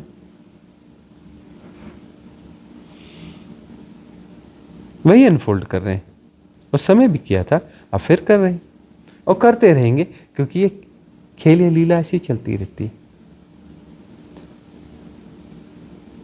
तुम माया में फंसते हो और फिर कुछ अनफोल्ड किया जाता है और तुम्हें माया से बाहर निकाला जाता है। तुम वही हो, लेकिन तब भी तुम उसको नहीं जी रहे हो, सेपरेशन को जी रहे हो, बाद में वही हो जाओगे। खेल ऐसा ही है, उलझते रहो, उलझे हुए तुम भी कौन हो? तुम भी कोई अलग थोड़ी ना, तुम हम ही तो हैं। क्यों गुरुजी आप काहे इतना संघर्ष करते हो, काहे ऐसा करते हो? अरे भाई, तुम्हें लगता है कि तुम अलग हो, हम अलग हो। मुक्त भी हम हैं, उलझे भी हम हैं। सारी उलझे हुई बीइंग्स हम ही तो हैं, और कौन है? दूसरा कोई है कहां? दायां हाथ बाएं हाथ की मदद कर रहा है, बड़ा गुणा भाग। बायां हाथ बोले धन्यवाद जी, आपने बड़ी मदद करी जी। हाँ, और तो बोले मेरे को थैंक यू नहीं बोला, मैंने तेरी मदद करी।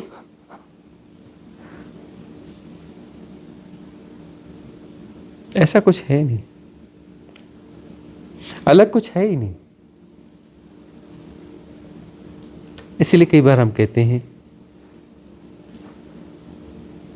तुम अभी अनफोल्ड ना कर पाओ, फिर आओगे हमारे पास।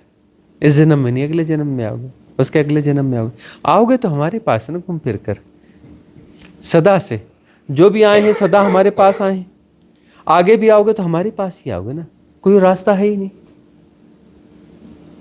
जब भी आओगे हमारे ही पास आओगे ना, हम ही मिलेंगे ना तुम्हें। एक जन्म बाद आओ, 100 जन्म बाद आओ, 1000 जन्म बाद आओ, करोड़ जन्म बाद आओ, आओगे तो हमारे ही पास है। देखना तो हम यही देंगे ना, थोड़े नए ढंग में दे देंगे। उस समय थोड़े अलग ढंग में दी थी यह चीजें 7,500 साल पहले, आज थोड़े अलग ढंग में दे रहे हैं। आज के हिसाब से जो प्रासंगिक है वैसे ही दे रहे हैं। तुम 2-4 हजार साल बाद कभी मिलोगे तब उस ढंग से दे देंगे। देशना के मूल में वही है। तुम चमत्कारों को आग्रह छोड़ो, चमत्कार यहां सब कुछ है। चमत्कार के अतिरिक्त कुछ है ही नहीं। तुम्हारे पास नजर नहीं है ना, तुम कितने हिप्नोटाइज्ड हो कि वह उंगली पे पर्वत उठाना चमत्कार है। तुम्हें यह नहीं दिखता चलना फिरना भी चमत्कार है। तुम्हें नहीं दिखता कि आंख से देखना एक चमत्कार है। तुम्हें नहीं देखता कि जो है कोई अंकुर फूटता है बीज से, कितना बड़ा चमत्कार है। वो पल्लवित होता है, पुष्पित होता है, सुवासित होता है, चमत्कार है। वो छोटा सा कीड़ा उड़ रहा है, वह कितना बड़ा चमत्कार है। यह सब कुछ जो कुछ है, पदार्थ, पत्थर, समस्त तत्व, समस्त आकार प्रकार, जीव जंतु, योनियां, सब चमत्कार है। और परम चमत्कार है, कोई छोटा मोटा चमत्कार नहीं है। हर जो कुछ भी हो रहा है वो परम चमत्कार है। उसमें एक बात बताओ, एक गिलास है पानी का, उसको किसी ने देखा और देखते देखते उसको हवा में उठाया, वो गिलास चल के आया और उसने उस पानी को पिया। कितना बड़ा चमत्कार है ना। हमें दिखता है कितना बड़ा मूर्ख है। हाँ? अरे भाई, इस एनर्जी को तूने आंख में डाला, आंख से उस एनर्जी को किया और उसको उठाया और लेके आया। हाँ? इससे तूने 10,000 गुना या 20,000 गुना ज्यादा एनर्जी खर्च करके वह काम किया। वह चमत्कार तू हाथ से भी कर सकता था, हाथ से उठा था, वो कर लेता थोड़ी सी एनर्जी में। वह उठाया, आंख से उठा के पी लिया। पहले वजन नाप, बाद में वजन नाप। 600, 700, 800 ग्राम वजन कम। बहुत कुछ, मांस वांस पूरा गल जाएगा, उतनी एनर्जी लगेगी। ये सामान्य बात है। एनर्जी का ही प्रयोग करना था ना, एनर्जी से ही उठाना था ना।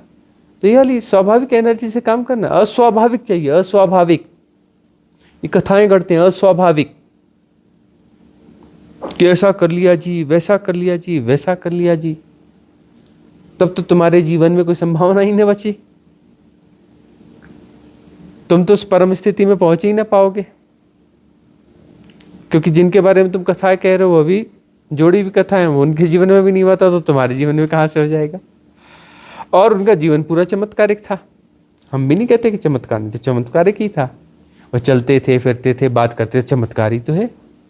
बात करना चमत्कार नहीं है, चलना फिरना चमत्कार नहीं है, देखना चमत्कार नहीं है, सुनना चमत्कार नहीं है। अरे सब चमत्कार ही है। चमत्कार के अतिरिक्त और है क्या?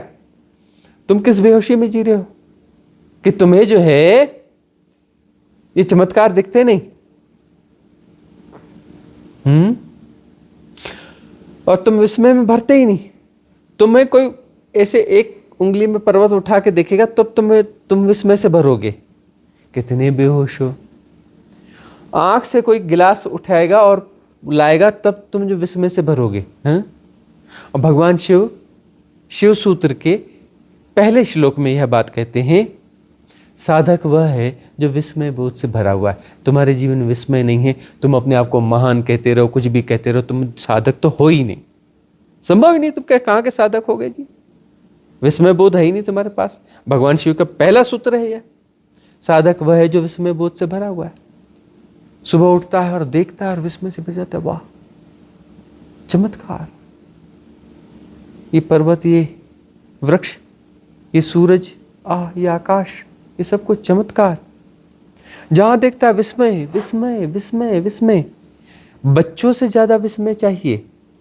बच्चों जैसे हो जाओ, कहते हैं ना साधना में तुम्हें जाना है, बच्चों जैसे जाओ। बच्चा कहीं भी देखता है विस्मय, ओह जरा सी तितली देखी उसमें फंस गया, वो बस उलझ गया उसमें, विस्मय से भर जाता है। छोटा सा फूल देखा, खड़ा हो जाता है, विस्मय से भर जाता है।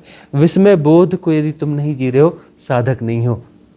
व्यर्थ के प्रपंच में मत पड़ो, अपने आप को उल्टी सीधी बातें मत बोलो, तुम्हारे जीवन में कोई साधना वादना नहीं है, बेकार की बातें करते हो। विस्मय बोध है या नहीं, ये पैरामीटर है, याद रखना। विस्मय से भरते हो कि नहीं? बहुत सारे लोग बोलते हैं, वहां गाँव में भी उनको कई लोग, अरे क्या है, दिमाग में कुछ गड़बड़ है क्या? इसलिए तो बोलते हैं दिमाग पंचर। बोले वो चांद को देखता रहता है वही रोज, इतने दिन से देख रहा है, तब भी उसको समझ में नहीं आया रोज रोज क्या वो देखता है। अरे रोज रोज हम तो पहली बार देख रहे होते हैं, जब भी चांद को देख रहे होते हैं पहली बार देख रहे हैं। और चांद का नाम क्या है पता है? उसका कोई नाम ही नहीं है, उसका कोई नाम ही नहीं है। और जो है वो चांद पहले कभी आया ही नहीं, जिस चांद को हम देख रहे होते हैं। पता नहीं, लोगों को लगता है कि ये तो वो रोज रोज चांद को देख रहा, चांद तो ये आई पहली बार रहा है, इसके पहले कभी आया ही नहीं। तो कहते नहीं नहीं नहीं जी, ये तो रोज आता है, ऐसे समय में आता है, ऐसे चक्कर लगाता है। अरे बेकार की बात करते हो, आई पहली बार, अभी और हियर एंड नाउ, अभी हो रहा है वह, इसका कोई इतिहास है ही नहीं। तुम कहते हो नहीं जी इतिहास है, अच्छा तुम्हारे लिए होगा, तुम जियो अपने इतिहास को, वो तो अभी हो रहा है हमारे सामने, इसका कोई इतिहास का सवाल ही नहीं है। हम तो विस्मित हो जाते हैं, हियर एंड नाउ इतिहास है, मतलब तुम टाइम इल्यूजन फंसे हो तो विस्मय तुम्हें होगा कहाँ? विस्मय का मतलब तुम टाइम इल्यूजन के बाहर निकल गए। विस्मित हो रहे हो मतलब तो किसी इतिहास से ग्रस्त नहीं हो। अरे इतिहास से ग्रस्त हो तो तुम्हें विस्मय घटेगा ही नहीं। तुम्हारा इतिहास मजबूत है मतलब तुम्हारा मन बहुत मजबूत है, तुम्हारा स्कूल का बस्ते बहुत मजबूत हैं, लगातार तुम्हें मिलते रहेंगे, लगातार मिलते रहेंगे। विस्मित नहीं होते हो तुम, गजब के व्यक्ति हो भाई। विस्मय तुम्हारे जीवन में नहीं है। तुम कहते हो हम स्पिरिचुअल है, ये आध्यात्मिक है, अच्छा तुम आध्यात्मिक हो और विस्मय का बोध नहीं है। हमें तो कभी नहीं लगता कि ये चांद हम बहुत देखते हैं, बोलने में अभिनय पूर्वक कुछ कुछ बोल जाते हैं, हमें तो लगता है कि क्या चीज़ है, इसका कोई न नाम न रूप न कुछ नहीं, हम तो पहली बार देख रहे होते हैं। और सौंदर्य जो घटता, आहा हा हा हा हा हा, विस्मय बोध है तभी तो सौंदर्य की अनुभूति होगी। विस्मय बोध है ही नहीं तो सौंदर्य कहां से आएगा? तुम इतिहास को जी रहे हो, इतिहास को ढो रहे हो, इतिहास को ढो रहे हो मतलब तुम एक बीइंग हो ना, डेटास को ढो रहे हो। हाँ तुम क्या हो? एक फ्लॉपी, एक चिप, और क्या होगा तुम्हारी औकात और हैसियत क्या होगी? फ्लॉपी और चिप की हैसियत होगी तुम्हारी। तुम इतिहास को ढो रहे हो, एक चिप हो, उससे ज्यादा तुम्हारी औकात क्या है? जानते नहीं मैं कौन हूं, मेरे इसमें चिप में इतने इतने डेटाज हैं। ठीक है चिप ही तो हो, ज्यादा डेटाज हैं। भगवान कृष्ण ने एक उंगली में पर्वत उठाया कि खा लिया, नाक को मारा, ये वो करने पर उसके में यह दिखा कि वो फलाना है जी, इस शास्त्र में लिखा है जी, शास्त्र प्रमाण है जी, फलाना यह हुआ जी, ठिकाना वह हुआ जी। तुम चांद को भी देखो, नहीं नहीं ऐसा होता है जी, वो वैसा होता है जी, चांद का ऐसा होता है, एक बार चांद को फलाने ने मुंह में रख लिया, इसने ये कर लिया, इसने ये कर लिया, इसके साथ ऐसा हो गया। हाँ कितनी कथाएं चांद के बारे में भी, कितना इतिहास है। तुम चांद के इतिहास को देखोगे, उसका नाम है, रूप है, उसका इतिहास है, उसका गुण है और धर्म है। हम तो देखते हैं, हमें तो कभी गुण, ना उसका कोई गुण दिखता है ना कोई धर्म दिखता है चांद का, ना कोई आकार दिखता है ना प्रकार दिखता है। न उसका नाम है, न रूप है, न कुछ भी नहीं। हो रहा है सौंदर्य, हो रहा है, प्रस्फुटित हो रहा है परम सौंदर्य।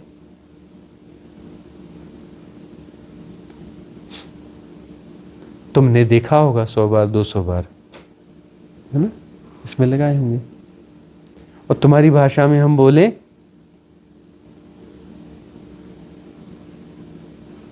तो साल में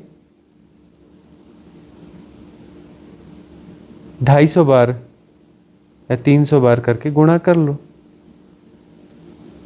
5 साल के रहोगे तब से अब तक, उसके पहले भी देखा, और छोटे तब भी चांद को तो हमने नहीं छूके कभी उस तरीके से तुम्हारी भाषा में। तब भी अभी भी जाएंगे, रात के 1 बज रहे हैं, अभी भी जाएंगे हम। इधर ना उधर कहीं ना कहीं से उस चांद को नहीं देखेंगे जिसका इतिहास है, जिसको तुम जानते हो। मन का बस उतना ही उपयोग करेंगे उस शरीर को वहां तक ले जाने में, आपको वहां तक, और उसके बाद छोड़ देंगे। लेट्स गो, छोड़ देंगे।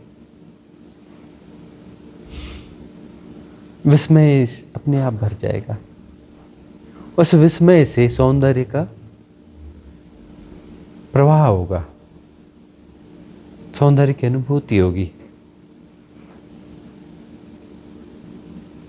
इतिहास को तुम कितना भी सुंदर और तुम्हारा समृद्ध इतिहास हो, जब तक तुम उसे ढो रहे हो, तुम्हारे जीवन में आध्यात्मिकता नहीं घट सकती। इस बात को याद रखना। आध्यात्मिकता एक अलग आयाम है। तुम्हारे गुणा भाग में आध्यात्मिकता नहीं आती, स्पिरिचुअलिटी नहीं आती, याद रखना। तुम अपने गुणा भाग में आध्यात्मिकता को संभालोगे, तुम्हारी चिप में, तुम्हारी चिप से निकाल के तुम दिखाओगे कि क्या स्पिरिचुअलिटी है, क्या अध्यात्म है। तुम्हारी चिप बताएगी। तुम्हारी चिप बड़ी है जी, तुम्हारा डेटा सेंटर बड़ा है।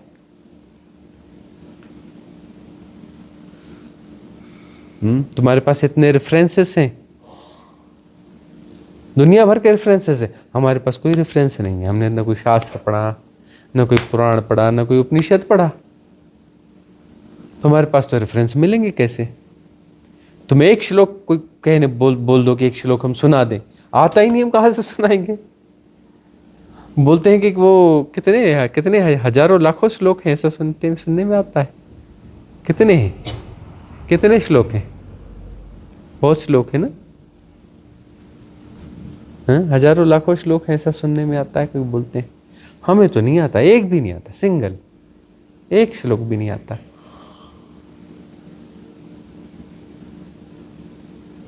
तो हमें बड़ी ग्लानि होनी चाहिए ना कि हमें एक भी श्लोक नहीं पता। आध्यात्मिक व्यक्तियों को तो धड़ाधड़ वो जो है बोलते हैं, एक के बाद एक श्लोक बोलते, सब रटा हुआ होता है। हजारों लाखों श्लोक होते हैं, हमें तो एक श्लोक भी नहीं आता, सिंगल एक भी नहीं आता। तो रट लो, हमसे पढ़ के ही नहीं होता। खोल दो किताब, पढ़ ही नहीं सकते हम। पढ़ते नहीं आता, ये बात नहीं, हमें लगता नहीं कि इसको पढ़ने की जरूरत है। अरे इतनी बड़ी किताब खुली हुई है, हाँ, पूरी कायनात खुली हुई है, साक्षात खुली हुई है, काले अक्षरों में क्या ढूंढ रहे हो?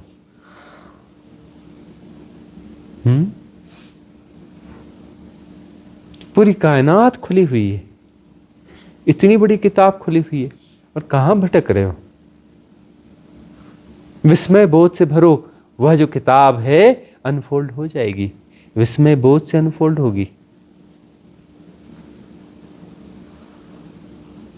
विस्मित होते हो तो इतिहास नहीं होता, समय नहीं होता, भविष्य नहीं होता। Here and now, here and now में किताब अनफोल्ड होती है। तुम्हें पढ़ने की जरूरत नहीं, अपने आप अनफोल्ड होती है, अपने आप अनफोल्ड होती है।